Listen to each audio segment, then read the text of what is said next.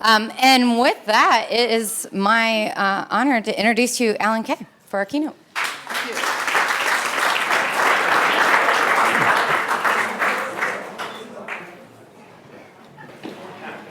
Okay, this is just a little preliminary warning here. Because the internet has done in supported criticism. It's like Gresham's law. Bad money drives out the good, and there's so much unsupported criticism that good criticism that's supported, is often claimed to be a rant. But this is not a rant. However, it will be critical. So my first exhibit here is a kind of American dream. So it is the trappings of riding the bicycle. It's very fancy. It has training wheels. The buyer of this device would be a parent, probably. And most important thing about it is it's like frets on a violin. It happens that training wheels actually don't help you to learn to ride a bike. In fact, they help you towards the opposite. The number one skill you have to learn when you're riding a bike is to balance and turn into the turns, and the training wheels prevent you from doing that. And so this is not a joke. Just when I was looking for slides for this on the internet, I found amazingly that there are a number of adult societies that have bikes with training wheels like this. This is not a joke. These people do touring, they race, everything else, because this is what they learned. Now, of course, many children get off the training wheels at some point, but significant numbers of adults don't. Now, the way to ride a bike, and this is relatively recent compared to the training wheel phenomenon, is what you want is to get the kids low bikes. They don't even have any pedals because that's not the germane part of it. You want low bikes so they don't fall over and it's kind of like a scooter. And what you do is you learn to glide and to turn into the thing. That's how you learn to ride a bike.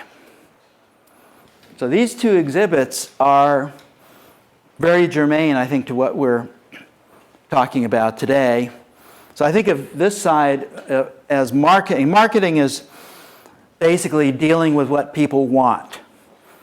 And that is a large number, like we want sugar, we want fat, we want fantasy football.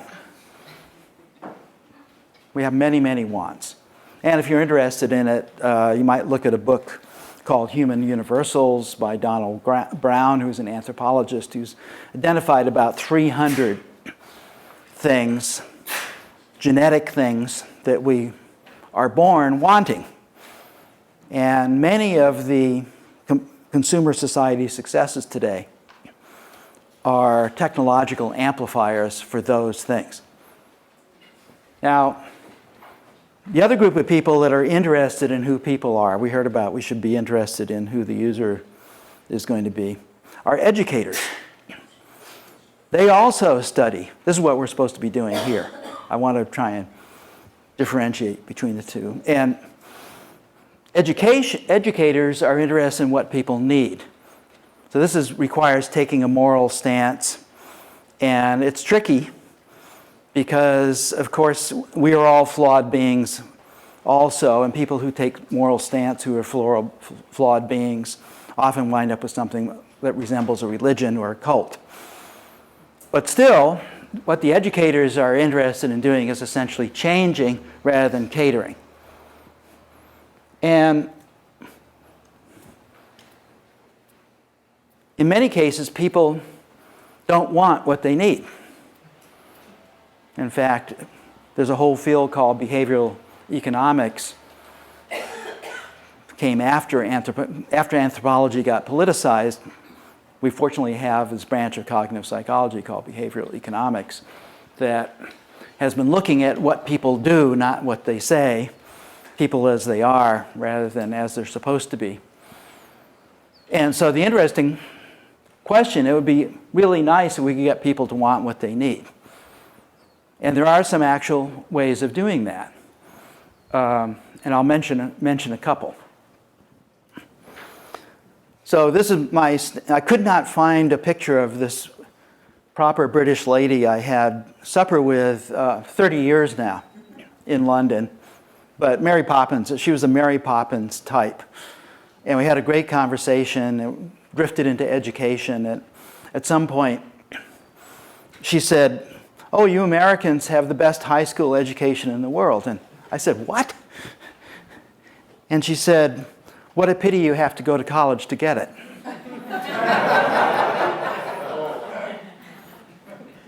Now, graduate school. So there are these tests of reading, the National Assessment of Educational Progress. They have a dismal standard for what they call proficient reading. It's not what we would call proficient, but it's the main one that is looked at. And it's mainly for K through 12. But what's cool, if you dig around on their website, you can find that they've also looked at using the same criteria at graduates of four-year colleges and universities. And in 1992, 42% of college graduates were proficient or better. So less than half. In 2003, 11 years later when they did it, it was down to 31%. So colleges are not even guarding the literacy. So what this says to me that on this average, I mean, this is one number for 4,000 institutions, but what it says is that lumped together, colleges are essentially selling degrees. We kind of know that, but that's what it means, because the college is not actually guarding what it means to be educated, that in some very important senses, they are giving people degrees who cannot possibly be educated. So another little preliminary idea here is, because we tend to use Indo-European languages, including the ones came out of India, those languages are very noun-oriented. Nouns are mostly about things. The things don't interpenetrate. And so if we think of ideas as matter, they oppose each other, but we also could think of ideas as being made out of radiation. We get superposition. Now we can shine as many lights on the same spot as we want, and we don't have to resolve them. We can look at the mixtures of them, and we can consider them separately. We don't have to make a decision. They're all occupying the same space. And I'm offering this up as a metaphor because even before design thinking was a phrase, the number one thing about design is being able to hold mutually incompatible things in your head for a very, very long time before you make any commitments. We tend to commit early, much too early. So things are processes, nouns are verbs. Here's the t-shirt for today. This is Silicon Valley, so this would have been, we always make t-shirts. So my design t-shirt would show the superposition of ideas as radiation. And can't do a talk without a Winston Churchill story. There are so many good ones. And I'll avoid my tendency to digress to tell you 5 of them. But the one that's good, this one, he was at a party. There he is smoking his cigar. And the hostess, who is a duchess, came over to him and said, "Mr. Churchill, I'm so distressed. I just saw Earl so-and-so over there steal one of my silver salt shakers." And Churchill thought for a while, and he went over to the Earl, and on the way, he picked up another salt shaker and put it in his pocket. And when he got over to the Earl, he took it out, and he said, "I think we've been noticed. Perhaps we should put these back." So this is how, if you want to get something done, the way you do it is not so much trying to convince somebody, but to create a tribe. That is a conspiracy, because anthropologically, that is what we are more than any other thing. We are tribal beings, and we tend to automatically oppose things outside of our tribe, even if they're good ideas, because that isn't the way we think. In fact, we don't think. We're not primarily thinking animals. So this thing about coding is often mentioned side by side with jobs, competitiveness, diversity. It's got a million things going on with it.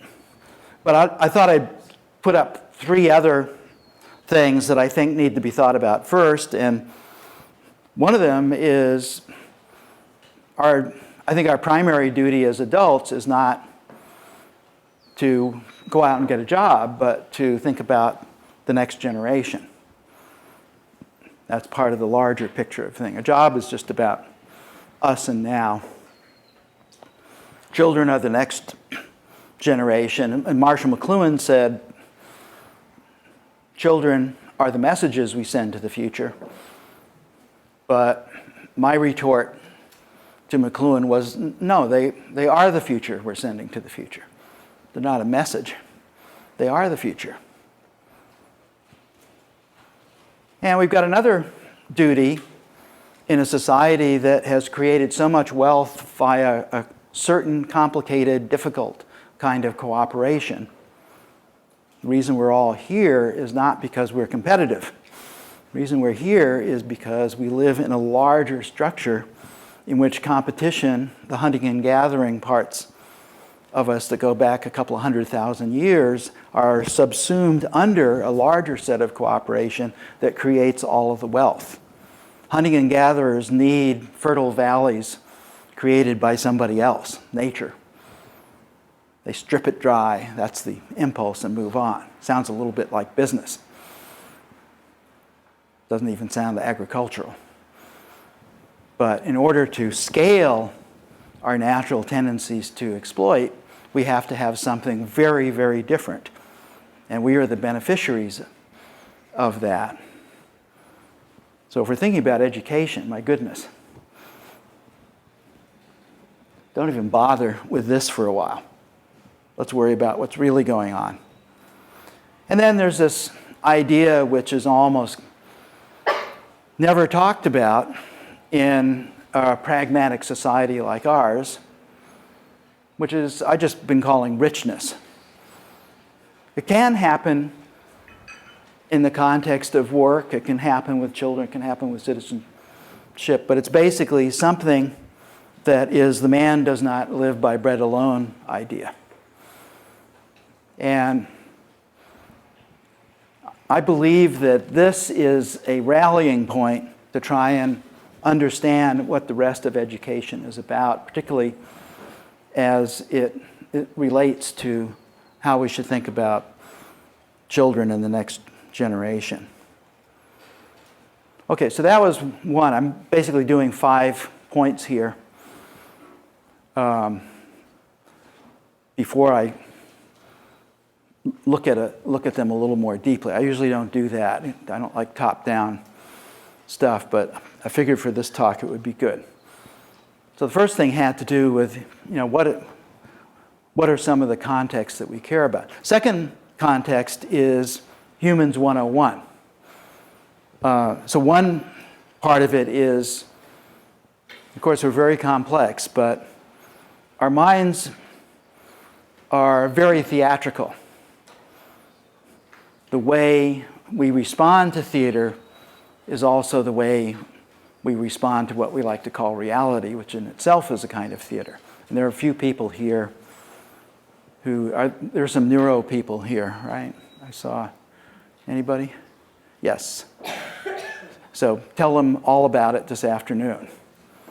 So these are, understanding more about what's going on here is really important. So the theatrical thing. Another one is our minds are tiny. Here's George Miller, one of the inventors of cognitive psychology. And in fact, 7 ± 2 has been downgraded 7 plus or minus 2 was dealing with number sequences and stuff, and this has been looked at in a lot. And the truth is that we're terrible at multitasking. And in fact, it is very difficult for us to sensibly deal with multiple things, even if they have been chunked hugely. So we can think of this as, like if you take these two ideas together, this is also user interface design 101. We have theatrical reactions to things. We need to create theater when we're creating a user interface design, and we're completely limited. And so playing those off against each other is tremendously important. We'll look at this a little bit more. And then a more controversial idea is that we are mostly not human. This is something that is outside of the myth that human beings like to believe in. But in fact, a lot of us is primate and a whole lot of us is mammalian. And how that plays out against some of the more recent additions to our mental apparatus, particularly our culture, are interesting. So these three things are things that are worthwhile holding in mind. By the way, these are things that computer people just hate to think about. Most computer people went into computing because they were disturbed by other human beings. And one of the reasons that coding, programming has stayed so much the way it is, terrible set of ideas that were almost necessary in the 40s and 50s, are still around today as the primary ways of doing programming, because they are the most mechanical ways that in the small they are the most understandable, the most reliable. The problem is in the large, they don't scale at all. In the large, they are the least reliable way of doing anything. And it's only by looking at tiny little places that people have any comfort at all. And so they stay with where they're comfortable. So the theatrical part of us is lots bigger than we think. The limitations are are smaller than we think. And the relationship we have with our heritage is we are much more different than we think we are. Okay, now the third idea here, we go back to the first Turing Award winner. So this little gnome of a man was one of the great men of our time, Al Perlis. And he more or less created computer science. And I thought, since the CS term is bandied about a lot, it might be interesting to see what the guy who invented the term actually meant by it. So he said this in the early 60s, and somebody said, what does that mean? And he said, computer science is the science of processes. I remember science, he didn't mean science as in library science. He didn't mean science as in social science. He actually meant science. He didn't mean it as a metaphor. He meant we need to have a science of things in process. And there are a gazillion of them. That is what he meant. He didn't have an engineering definition. That's something else. He said we need to understand things in process. And he meant all processes. He meant mechanical processes, technological processes. There's the Constitution, social processes. The guys who did the Constitution were social geniuses. They actually put together a system better than any computer system we've ever done, because it has millions and millions of not terribly cooperating parts, and it has basically thrived with some hiccups along the way for hundreds of years. Think about that. And the Constitution, I have a version of it with me, is just a tiny little book. It's a meta recipe for a very complicated multi-processing operating system, far, far beyond anything we've been able to do. And of course, biology, and of course, mental processes. All of these processes were things. And the other thing that Perlis said is, besides looking at all processes, it itself, because of what it is, can serve as a representation, a kind of a mathematics for all processes. So this is a big idea. This is an exciting idea. It excited me. It's like one of the greatest things. I hate to see computing and computer science watered down to some terrible kind of engineering that the Babylonians might have failed at, with tiny conceptions of programming a computer like munging variables with an assignment statement. That is pathetic. And I'm saying it in this strong way because you need to realize that we're in the middle of a complete form of bullshit that has grown up out of the pop culture colliding with this power and wealth. In order to serve education, which I think is much more still should be about what people need rather than what they want, education can't cave in to what the pop culture does. It has to think about itself as being about the other culture, the developed culture. Shouldn't get rid of the pop culture. The pop culture has incredible energy. Any developed culture needs that energy, but it cannot give in to that energy. There has to be a reasonable tension there. So that was number 3. Number 4 is, boy, if you look at other fields, like mechanical CAD or electrical CAD or BioCAD now, they have all these great toys. They happen to be all implemented on computers. Computer-aided design, simulators, and now fab. You think it up, say, mechanically, whatever it is, design it, simulate it, now we can build it. Build a flute. So the idea here is, in every place except computing, is this notion of people moving towards wanting to design and wanting to ship the design. It's in computing that we are so far behind.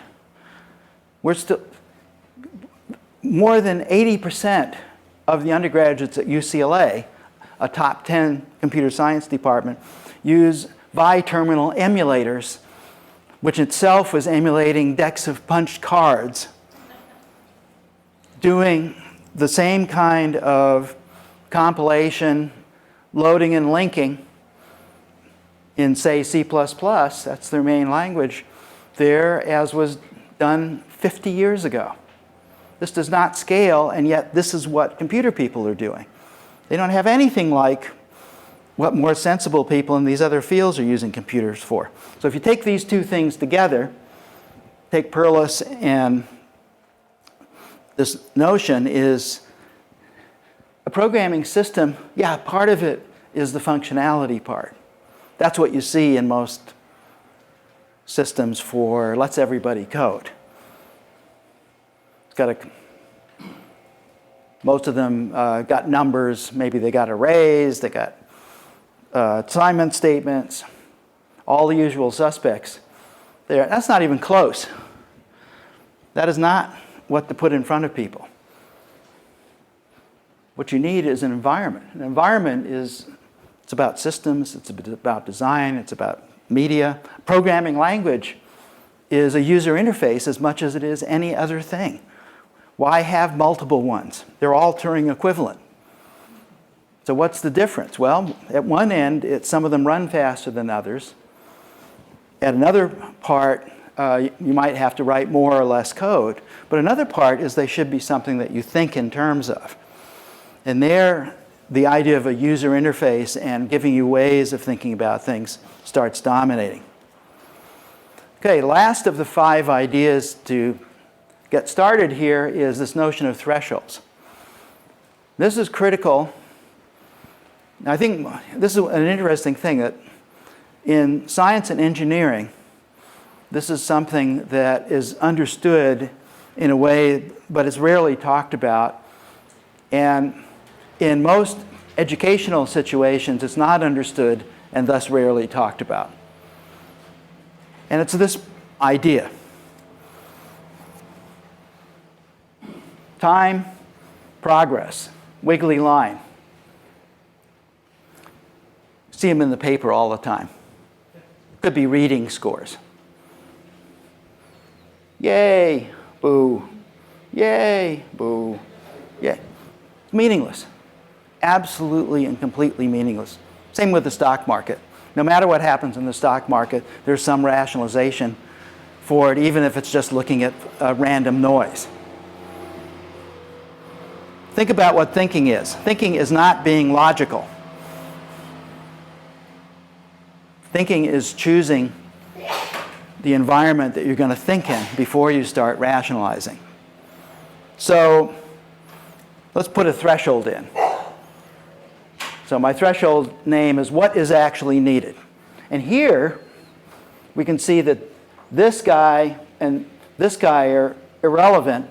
This guy is really relevant. We got past the threshold. Now we're really doing something. Before we were just bullshitting around. Yay, we don't care. The fluctuations here are things that we're really interested in because we're guiding this growth process. Now, for most things in human society, we've got this. The threshold is up here, and now none of this actually means anything. This is like reading. Take reading. It doesn't matter where it's going up or down because it's all below threshold. The children aren't really learning to read fluently enough, and so you're always getting a qualitative gap. You're basically in this zone I call the pink zone. Doesn't matter. Most people don't care about it, and the idea of thresholds are actually fought because a threshold will reveal something is actually wrong. Now, reforms or impulses often happen down here. Here's one. Huge amount of effort, fizzle, yay, bonk. Completely irrelevant. And it can be in any area. It could be in education. You see it all the time. How about the moonshot? Hey, we made it to the moon. So what? We set back space travel more than 50 years. Why? Because the physics, the chemistry, and the mathematics of space travel are that it just doesn't work with chemical rocketry. It's about mv equals mv. You're exchanging momentum. Chemical processes cannot get the velocity of the particles you're letting out to be high enough to actually give you. That's why the Saturn rocket is 45 stories, literally. Have you ever seen one up close? Cape Canaveral Museum in Florida. Don't miss it. They have one sideways. So this is a 45-story building hung sideways. That is 1.5 football fields. And it's all high explosive except for the little end part where there are 3 people. If you want a visual explanation of the physics of chemical rocketry. No, you cannot do space travel that way. And this whole thing was a huge effort, but it was aimed at the wrong place. So you actually set up a bunch of technologies that now had to be exploited further, and you still don't get anywhere, and you still don't get anywhere. And now everybody's lost their taste for it. The web. I will not go into my diatribe about the web, but the web browser, everybody uses it every day. It's like one of the worst ideas ever. Ever. It only does a few things compared to what it should be doing. And this is hard to explain to people. It's hard to find people who actually are willing to criticize the web. But when I say, well, gee, you can't even, it was done on a machine that already had WYSIWYG editing. After 20 years, why doesn't it have WYSIWYG editing? Well, they're getting to it. It only took a couple of years to do WYSIWYG editing in the first place. So what we've got there is the ultimate Esau's cup of soup, if you know that story from the Bible. Esau came home from a hunt. He was the big, hairy He-Man brother. The little brother, Jacob, was cooking some soup, and Esau said, "Brother, I'm hungry. Can I have some soup?" And Jacob said, "Yes, for your birthright." And Esau said, "Okay." That's humans 101. That is what behavioral economics is all about. We are willing to sell a lot for momentary convenience. So here are 2 words, better and perfect, that we need to really pay heed. This is the more dangerous one. Better and perfect are the 2 enemies of what is actually needed. Right? Perfect, as I was talking to Mike earlier. I hope to get to this slide because he did something that is really cool. I'm going to show you the abstraction of it, and I hope we get to what it actually is. No, better, disaster. This is where incremental progress comes from. We need qualitative progress. So you need to get there. It's the lowest thing that is above the threshold. This is the secret. See, now, this is something that I don't teach you in design school. But it's something that's really important to understand if you want to invent something that is going to generate, say, 30 trillion bucks, like 24 of us at Xerox PARC. This is how you do it. You have to find this thing, and I call this the McCready sweet spot. Paul McCready was the guy who did man-powered flight after 50 years of really good people failing at it. He did it in 6 months from the time he decided to do it. I will not use the time to tell that story, but maybe in the question and answer, because it's a great story. But this guy, more than any other person I ever knew, and he wouldn't budge until he found this. So you can think of this as the primary part of making progress is problem finding. Problem finding. Forget about problem solving. You're probably in the wrong context. You're already in a place where your sense of problems is probably completely wrong. So like the premise of this whole meeting is probably completely wrong. Start there. Probably completely, but it's good because you got the people here. But just start off with the idea it's probably completely wrong. What is actually needed and what is that? And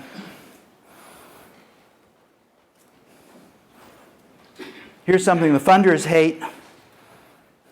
Like if this is Xerox PARC, this was the ARPA community for 10 years.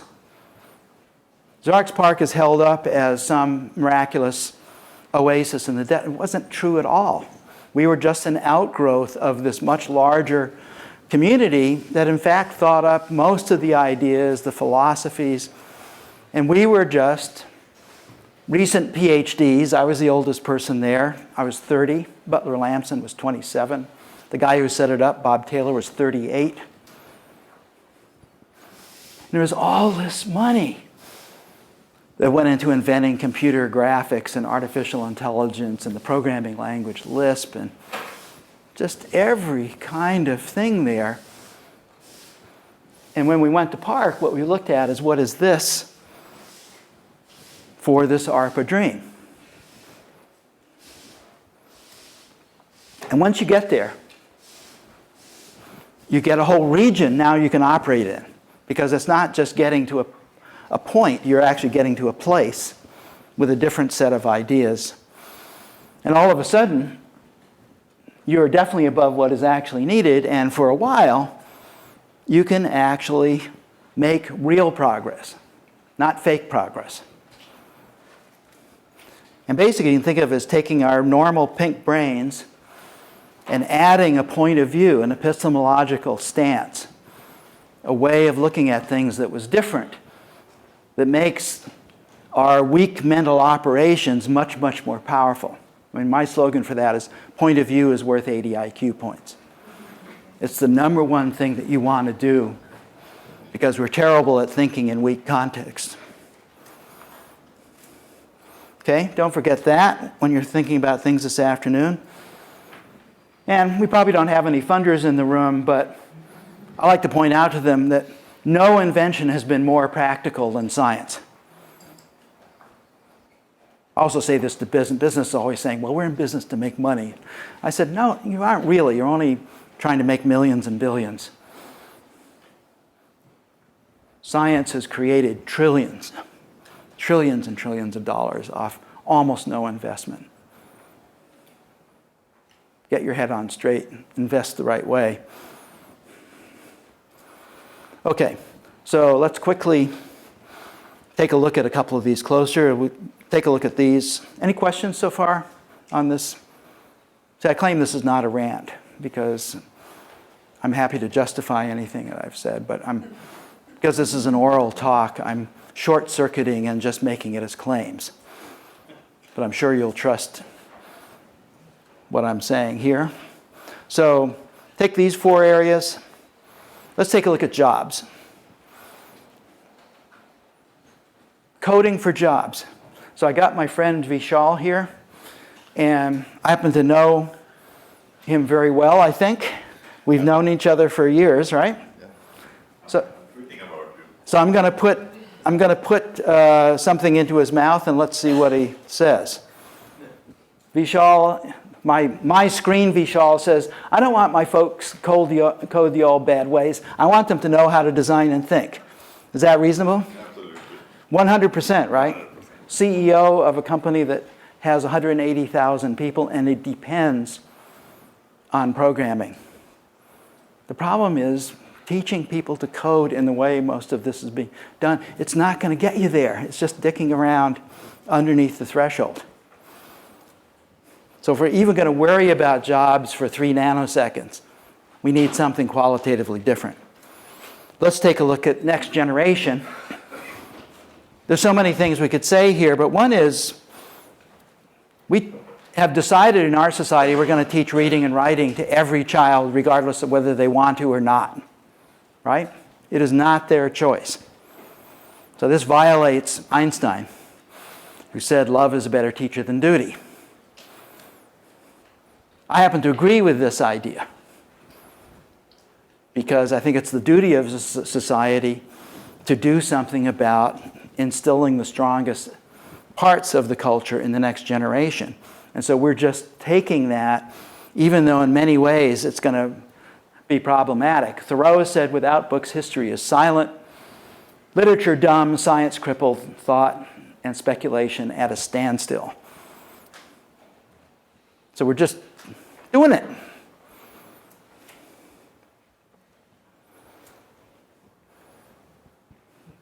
High school is way too late. I don't even know why you're bothering with it here. Period. This stuff, I mean, it's okay if you got spare time. But if you're going to take a subject seriously, like reading and writing, like thinking, and whatever the part that computing might have to play in thinking in the future, and I think it's a big part. You're going to take it serious. Forget about high school. We're talking about something that has to begin early. And this has been a tough sell because the way America looks at it, we have jobs problems, and if we train them, we can get... No. That's disaster. That's like quarter-to-quarter thinking done on a national scale. It is just bad. So we have to think earlier. Now, if you have good thoughts for children, an interesting thing is that those are not bad for tossing into high school as long as you don't take them too seriously. Like the user interface that everybody uses today, the GUI, that was my invention. And I originally designed it for children. And I designed it that way because we had far more important things that we wanted them to learn. That user interface is not a good user interface for adults. But in fact, it's the one that adults wound up using because we made it easier for children to learn. Same thing, the iPad. The iPad is good for 2-year-olds and 92-year-olds and nobody in between. It's a terrible user interface and hardly anybody knows it. Think about it. And Apple finally realized, maybe we should put some tools in there, like maybe a pencil, maybe a keyboard. Reminds me of an idea from the 60s. They'll get there eventually. Okay, so the relationship here with what Vishal wants, we have to take a bit of a long view. It's not, K through 12 is 13 years. How long does it take to even get going? How long does it take to deploy? That's what we have to be thinking about. 5 years from now, today's kindergartners will be in 5th grade, and we know a lot about what to do with 5th graders, and we know a bit about what to do with younger children. The logistics are enormous. for doing any kind of deployment. We'll talk about that in a bit. Biggest barrier for children? All the adults around them. This happens to be it's a parliament in a country we regard as eminently civilized. On this particular day, they lost it, and it wasn't the only time. But that's just a symptom. The problem is because adults are trying to recapitulate the children into themselves. If they aren't at the tippy top of the century that they're living in, they're recapitulating children into the past. This is something Montessori pointed out in her first book. She said, the biggest problem, she said, children are driven by nature to learn the environment around them. They don't know where they're being born into. By the way, she was one of the top 3 people in anthropology in Italy. I have this urge to digress, and this is a good story. So Montessori's undergraduate degree was in engineering. That's what she wanted to get a PhD in. They wouldn't let her. This is the 19th century in Italy. And so she put up a fuss. And finally, the University of Rome said they'd admit her for a medical degree if she could pass this test. They were sure she couldn't pass. But the thing about Maria Montessori, she was just much, much smarter than any of us in this room. She was a first-class intellect. She aced this test and became the first woman physician in Italy. And not having had a calling for it, she decided to do slum medicine. And it was through the slum medicine that she saw the children and she started thinking up ideas for them. Meanwhile, she was studying anthropology. And the number one principle she had is children don't know what society they're being born into, and yet they learn it. Therefore, we need to set up the society we want them to acclimate to. And if we can't do it in the home, then we should make the school embody the idea. It's not a question of telling the children about the century they're living in. It's a question of putting them in the century that they're living in. This is an idea that Seymour Papert used very strongly in his metaphor for math land. You want to go learn French, go to France. Want to go learn math, go to a math land. Except we don't have a math land. Make one. So this is a big idea, and I think this is the number one thing that should be thought about if we're doing design this afternoon, is this idea of, hey, what if children were brought up in the future? There are some interesting efforts. There was an extended Montessori effort done by the British between the 2 world wars called the British Infant School System. Anybody here ever hear of that? Yeah. So basically the reasoning there was we created the stewards of the British Empire in the boarding schools, Eton and Harrow. We took the children away from, this is Plato's Republic 101, right? Take the children away from their parents, train them, make them into the kind of Brits, the official Brit. That's the job of Eton and Harrow. We'll create all these administrators. And the reformers in the 20s said, yeah, that's a really good idea. We can't build such schools for the working class, but what we can do is take the children away from their parents for all of their waking hours. This is the British infant school system. They fed them. Children were in these schools for about 12 hours a day. And what they did was to extend Montessori's ideas in some very powerful ways. So if you're interested in this way of, see, everybody gets that this is one of the ways you get people to want what they need, right? Because we don't think about whether we want to learn our culture. We just learn it. Nobody tells it. We're in this thing. It's seamless.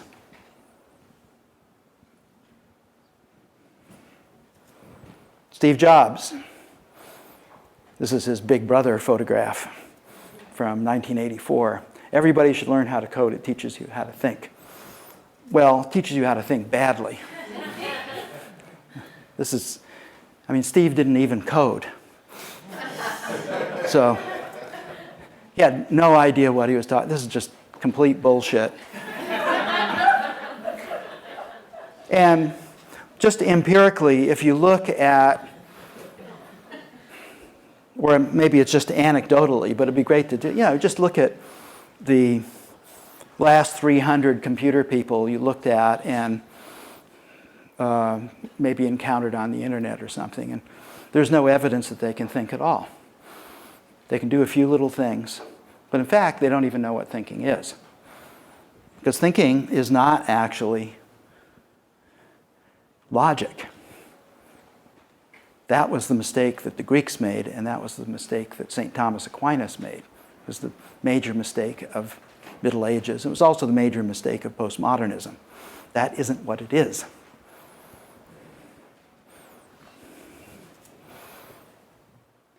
So we should learn programming, but it's for different, bigger, more important reasons. But don't be led astray just because this guy was successful in the pop culture. I knew him very well. Steve and I were friends to the extent that he could have a friend. I was the guy who set up the Pixar deal for him, besides having a fair amount to do with the Mac. So I knew him very well. And he was one of the great salesmen of all time. Okay, so citizenship. So the simple one here, I think, is just Jefferson's. Basically, the ultimate powers reside in the people, and if we think them not enlightened enough, let's not take it away from them, but to better inform their discretion through education, period. That is why public education is set up in this country. I'm not going to belabor this point, but you could hardly find that this is the fact when you go to any school. They teach dates here and there, but I've never found a public school that actually teaches the children how the country works. What was the whole point of setting it up that particular way, and why has it worked as well as it has? So the question here is we have to ask, what does enlightened enough mean for this century? What does that mean? I'm just pointing this out because if we don't take care of things like this, it's moot whether children learn how to program, regardless of whether we have perfect participation by every ethnic group and every gender and every... It's moot. We have to take care of the larger ideas in education. Okay, so richness. So this is a diagram I like, that we have the systems of the natural world, we have the social systems, we have technological systems, and we have ourselves as many systems. And richness, for most people, comes out of different aspects of this. We could also turn it around and say, hey, if we're going to do an education for the 21st century, it is precisely this that we should look at. And by the way, there's an underlying, unifying way of thinking about things, and that is as terms of systems. These things are abstractly similar as systems, even though they ramify in many different ways. That could be a different way of getting rid of the stovepiping that education is mired in right now. Okay? So we need to deal with the ineffable. And so this whole passel of things is kind of a minimum set I could come up with that would fit into 10 or 15 minutes as part of this talk that needs to be kind of thought about when you're trying to think about something you want every child to learn.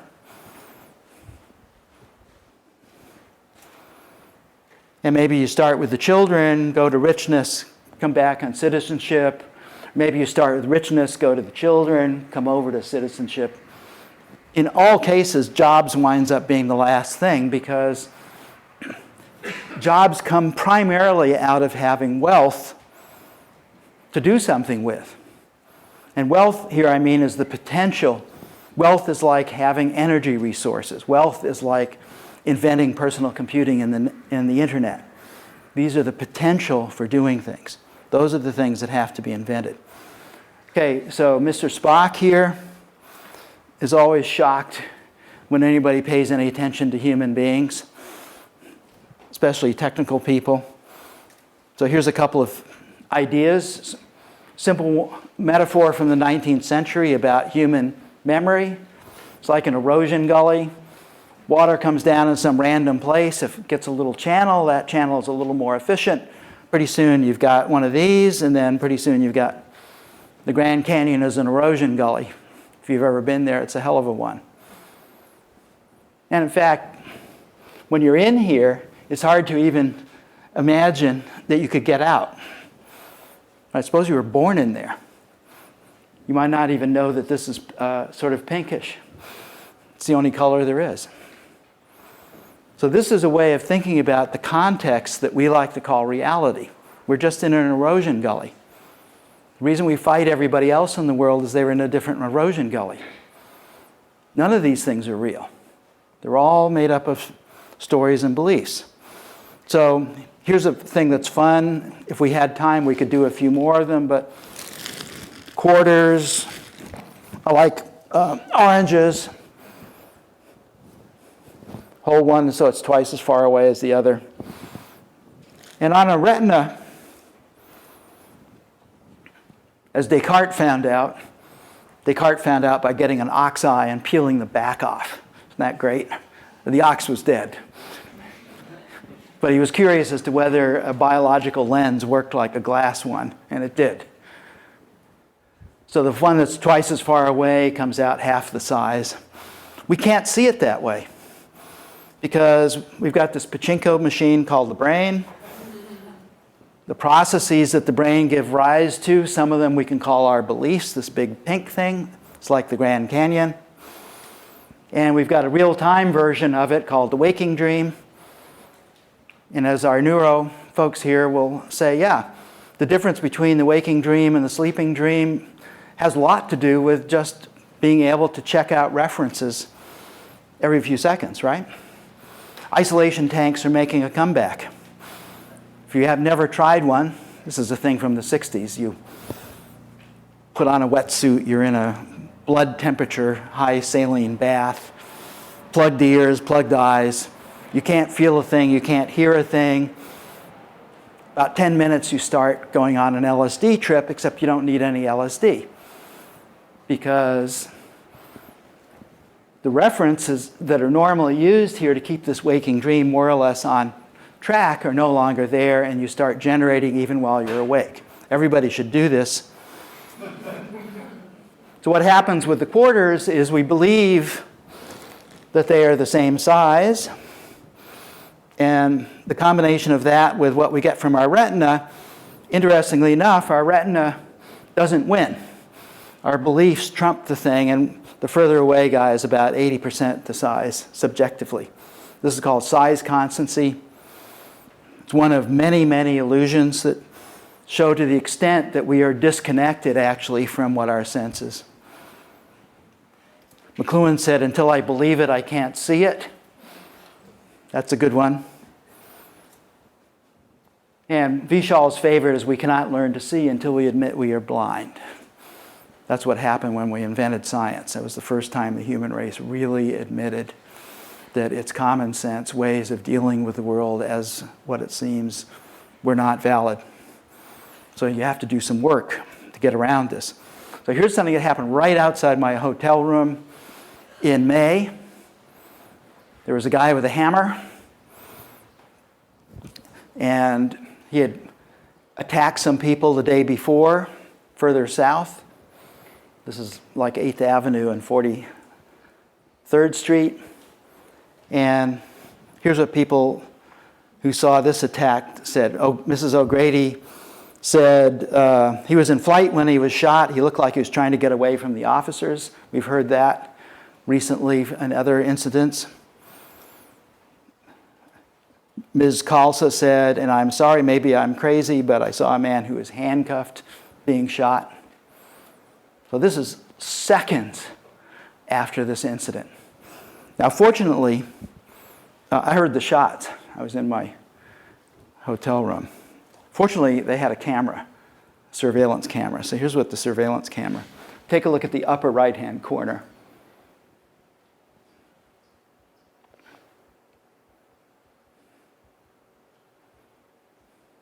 There's the guy chasing the female cop. There's the male cop shooting him. Wasn't handcuffed. He wasn't running away. Wasn't doing any of the things the eyewitnesses saw a few seconds ago. They couldn't see what was on their retina. Don't ever get in court. Don't ever go to a jury trial.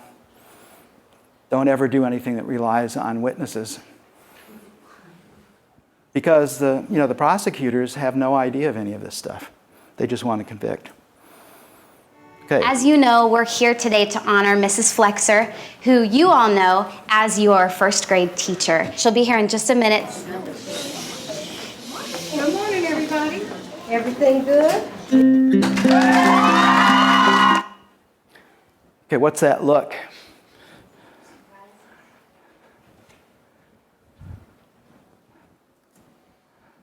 What does that look?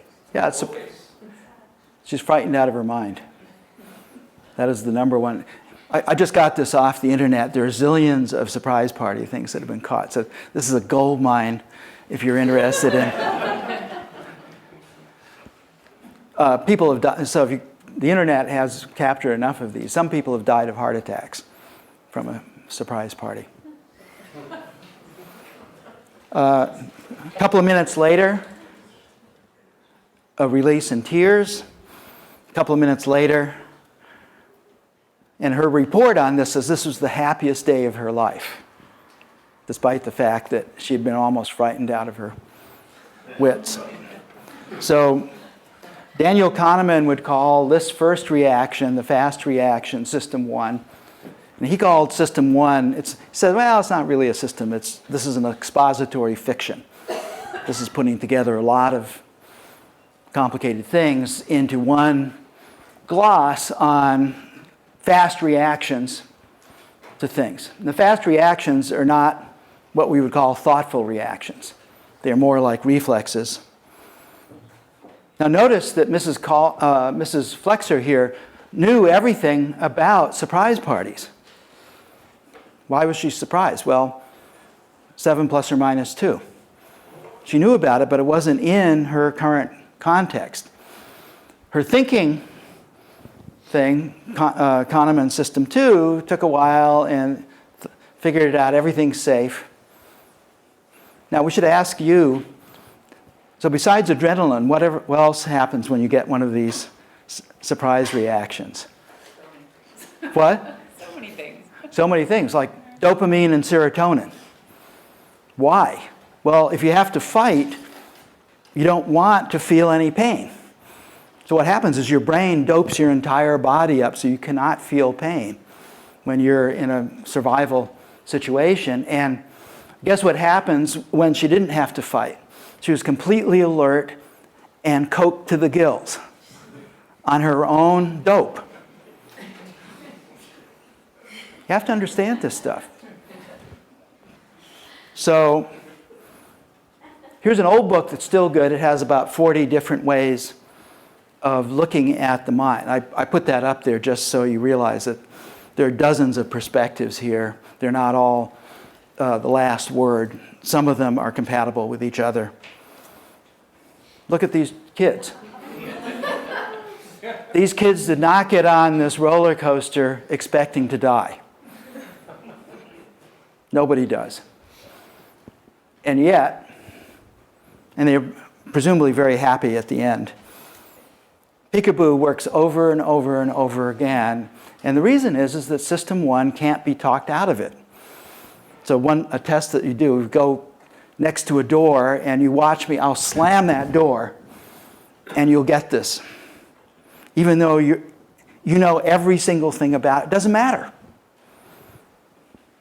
So it's important to realize that there is a heck of a lot of mechanism in there that deals with real-time reactions to things. And the important thing here is to understand that this fast guy is also dealing with what you might call the atoms of thought for the slow thinking. I'll just let that idea sit for a second. Learning to drive, remember this? Okay, stop! Okay, you got your turn signal on? All right, go ahead.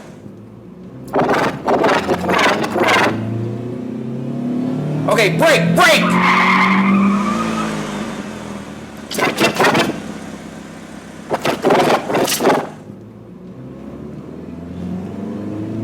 Everybody remember that? Your parent is trying to give you, can't hear what they're saying. Stop sign's over here, you can barely see what's going. So if you try to drive with system 2, you're going to miss most everything.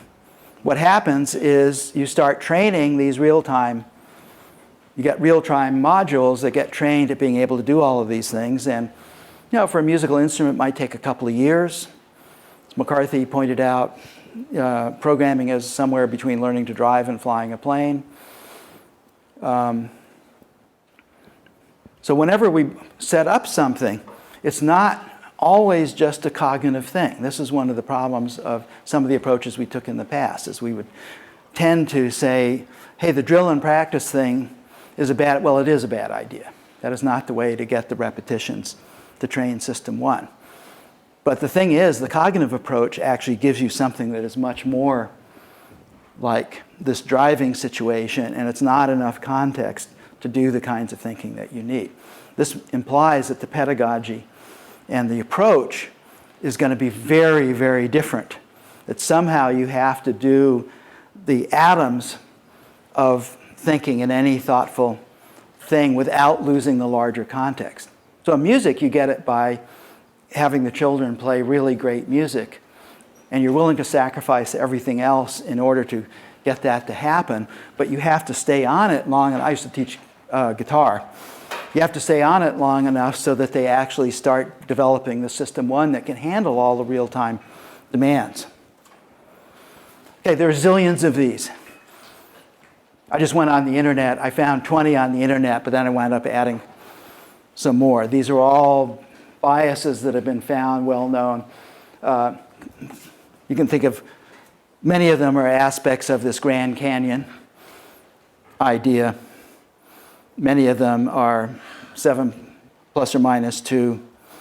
Here's one that wasn't part of this internet thing, but it's something we should look at here.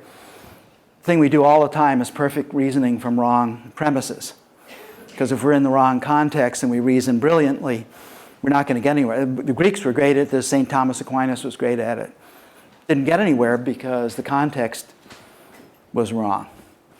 So rationalization, rationalizing, rational thought, all of these things are secondary to something stronger. Looking for the lamppost for the lost keys. That's a version of Esau and the cup of soup, giving up something really important for convenience, like finding the keys. Linear scaling, well, hardly anything that's interesting is linear. And so we can't give in to our nervous system on looking at scaling. This has been really disastrous in programming, because programming is taught as though the programs don't turn into systems and the systems don't turn into something large, and as though there isn't an internet and so forth. This is getting completely mistaking simple chemistry for biology. They're just not in the same ballpark. So Francis Bacon, here's Thoreau again. One of the advantages of reading a lot is hardly any of us, certainly me, all my ideas are derivative. Just because I've read thousands of books. I didn't have to puzzle this out because Bacon wrote a book called the Novum Organum in 1620, where he said, hey, look, our brains are messed up. We have bad brains. He called the ways of messing up idols. So we get serious errors because of our genetics. We get serious errors because of the culture we're in. We get serious errors because of the languages we use. They don't represent what's actually out there. We get serious errors from the way academia hangs on to bad ideas and teaches them over again. These are his 4 idols. Anybody ever read Bacon? He said, we need something to get around our bad brains. A set of heuristics is the term we'd use today.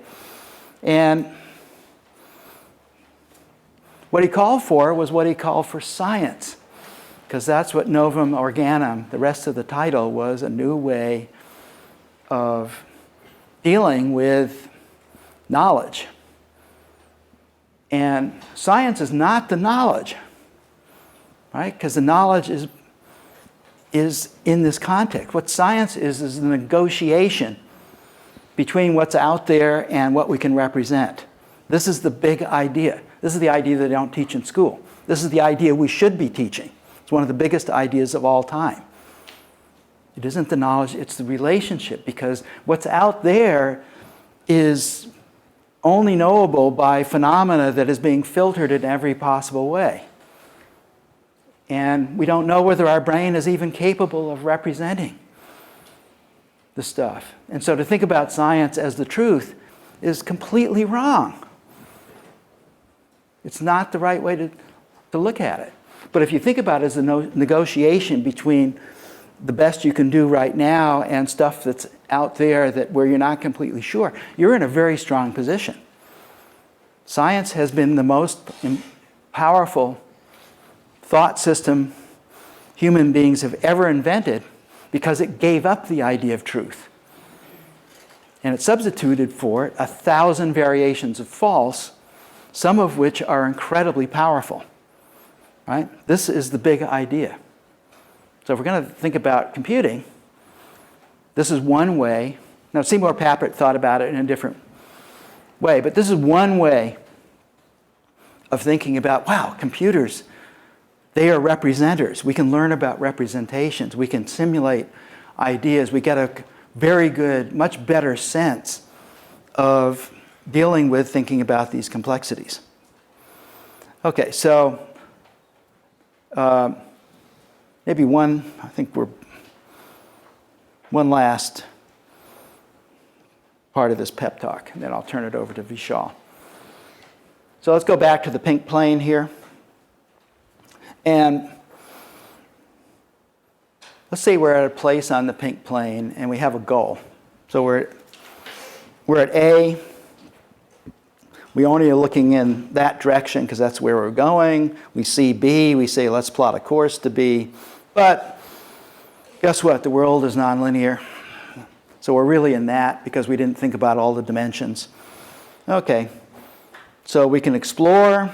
We can tinker away around it. That's better. If that was good, we can engineer a superhighway. And if we're really adventurous, we can invent the airplane. Forget about land travel.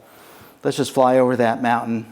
And here's the big idea. Once we decide to take off from land travel, we not only are in a different world, we discover we're in a blue world, and the blue world has a much better destination than B. So I submit this as a metaphor that can be used in many different areas. Like, simple one, often you have to go away from your goal to get to your goal. That is a toughie. Remember, we're primates. The way they catch monkeys in Burma, everybody know this? Oh, everybody should know this. Okay. So monkeys are primates like us, and what they do is they just fasten jars, and they put a big nut. The monkeys reach in to get that nut. They can't get their hand out.